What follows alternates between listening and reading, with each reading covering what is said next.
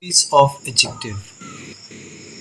We know that an adjective has got three degrees: positive, comparative, and superlative.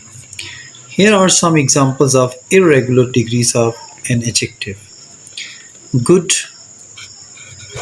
better, best, far,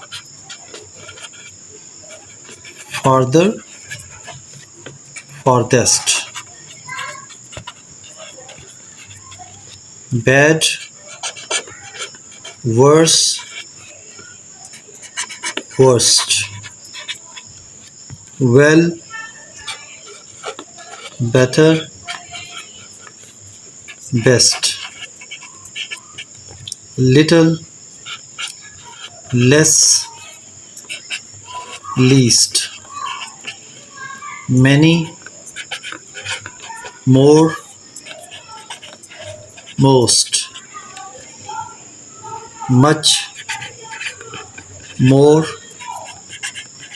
most, late, later, last, far, further,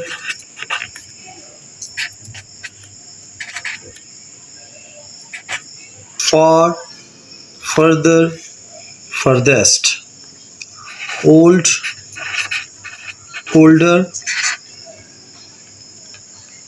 oldest.